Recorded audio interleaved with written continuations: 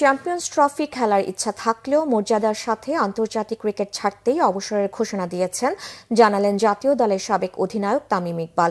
বিপিএলে শিরোপা জয়ে সতীর্থদের কৃতিত্ব দিয়েছেন ফরচুন বরিশালের ক্যাপ্টেন। বিশেষ প্রশংসা করেছেন রিশাদের পারফরম্যান্সের। তার প্রতি দলের স্বত্বাধিকারী মিজানুর রহমানের আস্থা ও নির্ভরতায় কৃতজ্ঞতাও প্রকাশ করেছেন তামিম। সব কিছুর একটা সময় থাকে। প্রবাবলি আমি যখন আমি ক্রিকেট খেলা শুরু করলাম, ইন্টারন্যাশনাল ক্রিকেট খেলতাম, আমি সবসময় আল্লাহর কাছে একটা জিনিস দোয়া করতাম যে আল্লাহ, আমি এমন সময় ক্রিকেটটা ছাড়ি যেখানে মানুষ আমাকে এসে বলতে হবে যে তুই আর 1 বছর খেলতে পারতি, আরও 1.5 বছর খেলতে পারতি। Champions trophy was a big decision for me.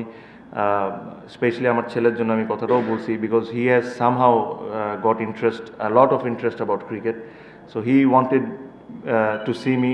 But I thought মানে ওই গ্যাপটা যদি না হইতো আমার জন্য, স্পেশালি দ্য 2023 ইনসিডেন্ট, তারপরে যে গ্যাপটা হয়েছে, ওই গ্যাপটা না হলে প্রবলি আমি কন্টিনিউ করতাম। যে ধরনের আমার ক্যারিয়ারটা ছিল, আমি খেলবো না, ভালো করবো না, এসব নিয়ে আমি কোনো সময় ভাবতাম না।